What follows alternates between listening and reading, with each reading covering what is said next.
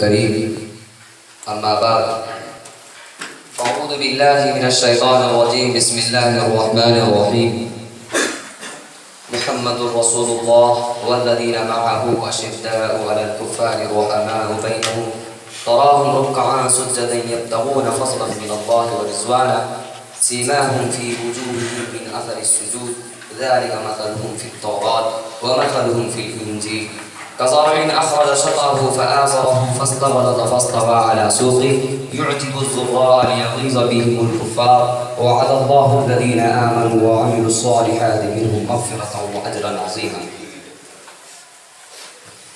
Stage پر رونق افروز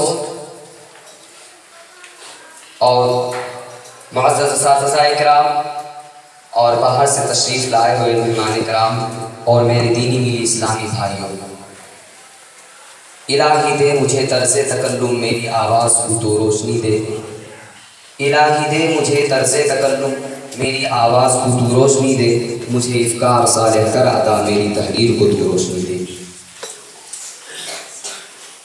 آج کے اس باوقار پروگرام میں میں اپنا صحابہ خیر کا تذکرہ کروں گا کہ جن کے بارے میں اللہ جل جلالہ و عما نوالہ نے یہ ارشاد فرمایا، یہ وہ لوگ ہیں جن کے دلوں کو اللہ تعالیٰ نے تقویٰ کے لیے خالص کر دیا اور ان کے لیے مغفرت کا اعلان اور اجر عظیم ہے۔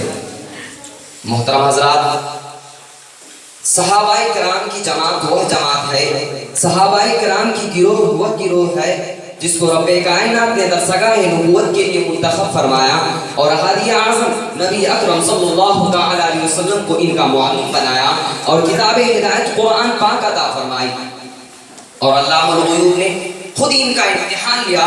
صحابہ کا یہ مقدس گروہ، صحابہ کا یہ مقدس جماعت امتحان میں پورا اترا۔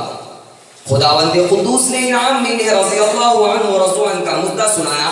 در حقیقت تو یہ ہے میرے دوستو، صحابہ کرام دین کے ستون ہے، صحابہ کرام کنتم خیر امت کے بلا واسطہ مخاطب ہے۔ دوستو، صحابہ پاک باز ہیں، ان کے قلوب و طب و طہارت سے لبریز ہے۔ قرآن پاک میں اللہ تبارک و تعالیٰ نے ان کی جاں بجا تعریف فرمائی ہے۔ قرآن پاک ان کی تعریف میں رطب اللسان ہے۔ اللہ تبارک و تعالیٰ کہیں فرماتا ہے اولئک هم المفلحون، کہیں فرماتا ہے اولئک هم الراشدون، کہیں فرماتا ہے اولئک هم الصادقون، کہیں فرماتا ہے اولئک هم الفائزون۔ حدیث پاک میں آتا ہے کہ رسول عربی صلی اللہ تعالی علیہ وسلم نے ارشاد فرمایا، بخاری شریف کی روایت ہے کہ اگر تم میں سے کوئی شخص احد پہاڑ کے برابر بھی سونا خرچ کر دے تو وہ صحابہ کرام کے ایک پاؤ کے برابر بھی نہیں۔ اللہ اکبر۔ ملت اسلامیہ کے جیال صحابہ واجب الاحترام ہے، ان کا تذکرہ اچھائی کے ساتھ کرنا لازم اور ضروری ہے۔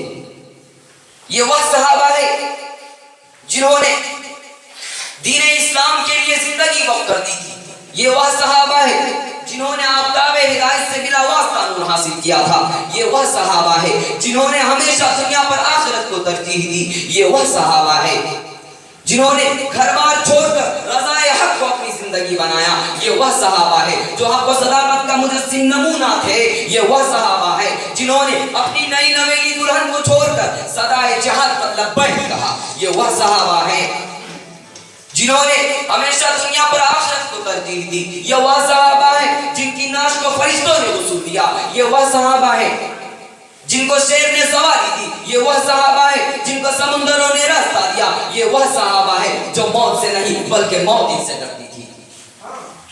محترم حضرات، افسوس صد افسوس کہ آج کے اس نازک دور میں صحابہ کرام کی عزت کو داغدار بنایا جاتا ہے، صحابہ کرام کی عزت پر کیچڑ اچھالے جاتے ہیں، صحابہ کرام کو بڑا بھلا کہا جاتا ہے، صحابہ کرام کی عزت کو نشانہ بنایا جاتا ہے۔ افسوس صد افسوس کہ ان برائی کرنے والوں کو صحابہ کرام کی اچھائی نظر نہیں آتے، ان برائی کرنے والوں کو صحابہ کرام کے اعمال نظر نہیں آتے، ان برائی کرنے والوں کو صحابہ کرام کے محسن نظر نہیں آتے۔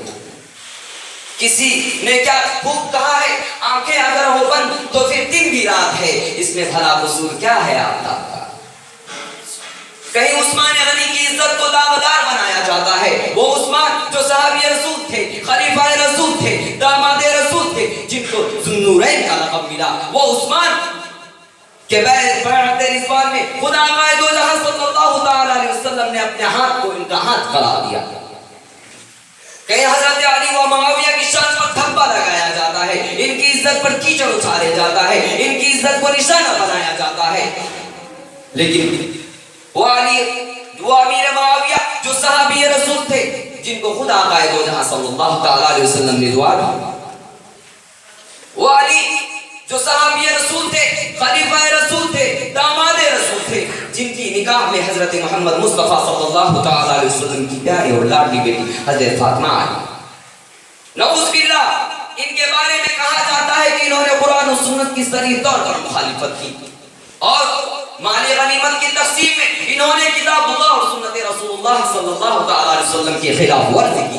ہائے افسوس, کاش ان برائی کرنے والوں کا قلم ٹوٹ جاتا, کاش ان برائی کرنے والوں کے ہاتھ شل ہو جاتے, کاش ان برائی کرنے والوں کی زبان معاف ہو جاتی. میں پوچھنا چاہتا ہوں ان برائی کرنے والوں سے کہ عرب کے تپتے ہوئے صحرا اور چلچلاتی دھوپ میں ظلم و ستم کس نے برداشت کی؟ صحابہ نے.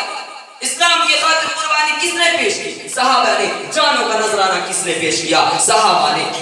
اپنے عورتوں کو, بیوہ بچوں کا یتیم کس نے کیا؟ صحابہ نے. گردنیں کس نے کٹائی؟ صحابہ نے. کفر و شرک کا گلا کس نے گھونٹا؟ صحابہ نے. حق و صداقت کا پرچم کس نے لہرایا؟ صحابہ نے. باطل کے جھنڈے کس نے گرائے؟ صحابہ نے. پیٹ پر پتھر کس نے باندھے؟ صحابہ نے. فاقوں پہ فاقہ کس نے کیا؟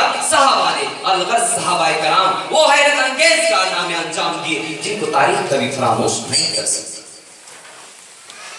مسلمانوں یاد رکھو, صحابہ کرام کی برائی کرنا ضلالت ہے, گمراہی ہے, چونکہ قرآن حق ہے, رسول حق ہے, آپ جو تعلیمات لے کر آئے وہ حق ہے. لہذا جو شخص صحابہ کرام کی عزت کو داغدار بنانا چاہتا ہے, لہذا جو شخص صحابہ کرام کی عزت پر کیچڑ اچھالنا چاہتا ہے, جو شخص صحابہ کرام کی عزت کو نشانہ بنانا چاہتا ہے, انہوں نے قرآن و سنت کو باطل کرنا چاہا. مسلمانوں آؤ, ہم سب مل کر اس بات کی عہد کریں کہ ہم سب صحابہ کرام کے تقدس کی حفاظت کریں گے. آمین. ہم سب جو صحابہ کرام کی عزت کو نشانہ بنانا چاہے گا, جو شخص صحابہ کرام کی عزت پر کیچڑ اٹھانا چاہے گا, ان کو ہم منہ توڑ جواب دیں گے. یہیں سے میں اپنی تقریر کو ختم کرنا چاہوں گا. اللہ تبارک و تعالیٰ سے دعا ہے کہ اللہ تبارک و تعالیٰ ہم تمام بھائیوں کو کہنے سننے سے زیادہ عمل کرنے کی توفیق